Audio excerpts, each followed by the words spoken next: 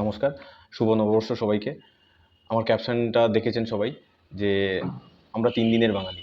৩ দিনের বাঙালি আমি ৩ টে ফেস্টিভ্যালের জন্য বাঙালিরা ফেমাস বা বাঙালিরা পালন করতে ভালোবাসে। তারপরে বাংলা ডেট, তারিখ, সময় এগুলো খুব একটা মনে রাখে না। এমনকি আমরা যদি এই ৩ টে ডেটের বাইরে যদি ডেট জিজ্ঞেস করি যে আজকের তারিখ কত বা এমনকি বাংলা সাল কি, সেটা হয়তো আমরা গুগল করি।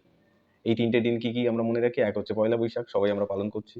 ২ নম্বর হচ্ছে ২৫শে বৈশাখ, ৩ নম্বর হচ্ছে দুর্গাপুজো। বাকি দিনগুলোতে আমরা বাঙালি কিন্তু বাঙালি না এরকম একটা ভাব করি।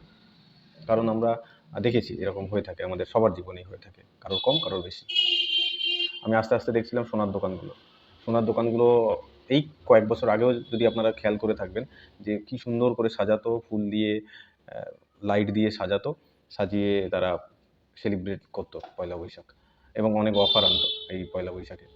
এখন তো আমরা ধনতেরাস গ্রাস করে নিচ্ছে ধীরে ধীরে। যা দেখছি সব দোকানেই তাই দেখছি।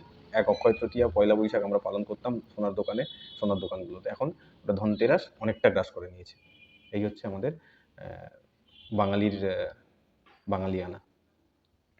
আর একটা কথা আমরা বলতে পারি, আমি রিসেন্ট অভিজ্ঞতা আমার হয়েছে, সেটা আমি পালনও করি। আমার যে অভিজ্ঞতা হয়েছে তার থেকে, যে কাস্টমার কেয়ারে কল আসে, কাস্টমার কেয়ারে কল যদি আসে, আমরা কী ভাষাতে আসে? সিংহভাগ কলই আসে হচ্ছে হিন্দি অথবা ইংরেজি ভাষাতে। বিশেষ করে ব্যাংকের কল, ব্যাংকের ক্রেডিট কার্ডের যে কলগুলো হয়, ম্যাক্সিমাম কলগুলো আসে আমাদের হিন্দি বা ইংলিশে। আমরা ২ মিনিট যদি হিন্দি বা ইংলিশে কথা বলতে পারি বা কথা বলি, নিজেদের খুব গর্ববোধ করি। নিজেরা খুব মনে করি, বেশ একটা ভাব আসে যে আমরা হিন্দিতে বললাম বা ইংলিশে বললাম। এটাতে কী যায় আসে? আপনি বাঙালি, বাংলা জানবেন, বাংলা বলবেন, সেটাই স্বাভাবিক। আপনি হিন্দি জানুন, ইংরেজি জানুন, খুব ভালো কথা। আপনি যেখানে যাবেন হিন্দির জায়গাগুলোতে হিন্দিতে বলবেন, ইংরেজির জায়গাতে ইংরেজিতে বলবেন। এটা নিয়ে কোনো সমস্যা নেই। কিন্তু আপনি কেন? আমরা সবাই যেটা করি, যে কল আসলো একটা, সে যেকোনো কাস্টমার কেয়ার কল হতে পারে। যে টেলিকলার কল করেন তারা ওই ওপার প্রান্ত থেকে যে ভাষাতে কথা বলেন, আমরা সেই ভাষায় তাল মিলিয়ে সেই ভাষায় কথা বলতে থাকি। এবং এটাতে আমরা অভ্যস্ত, এটা বলতে থাকি। কিন্তু আমরা যদি এটাকে প্রোটেস্টও করার দরকার নেই। যদি আমি বলি আপনি বাংলায় বলুন বা বাংলা আমার পছন্দের ভাষা, আপনি যদি একবার বলেন উল্টো দিকে, তারও খারাপ লাগার ব্যাপার নয়। কারণ তাকেও বলা হয়নি যে আপনি বাংলাতে বলুন বা সব ভাষায় আপনাকে বলতে হবে, তাও নয়। সে একটা বাংলা টেলিকলারের কাছে পাঠাবে অথবা কল অ্যারেঞ্জ করবে, করে কলটা ডাইভার্ট করবে, এই তো।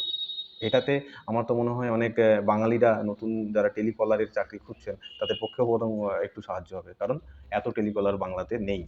আর আপনি যদি এইটুকু হেল্প করেন, অনেকগুলো বেকার ছেলে চাকরিও হয়তো পেতে পারেন। এই হচ্ছে আমাদের বাঙালিদের চিন্তাভাবনা, এই হচ্ছে বাঙালিদের কী বলবো, বাঙালিয়ানা। এটা এটা যে খুব বড় পদক্ষেপ তাও নয়। অনেক পদক্ষেপ আছে, তার মধ্যে একটা ছোট্ট একটা পদক্ষেপ, পজিটিভ পদক্ষেপ।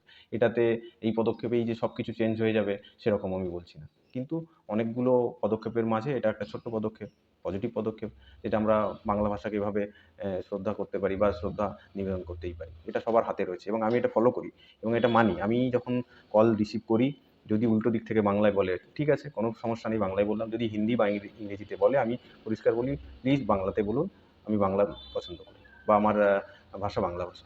তারাও খারাপ মনে করে না। তখন তারা বলেন, ঠিক আছে স্যার, আমরা একটা বাংলা টেলিকলার অ্যারেঞ্জ করাচ্ছি, করিয়ে কল ডাইভার্ট করছি, ব্যাস। যাই হোক, আপনারা ভালো থাকুন, সুস্থ থাকুন, সারা বছর অনেক ভালোভাবে কাটুক, সবার স্বাচ্ছন্দ্যে কাটুক, এই চাই। নমস্কার।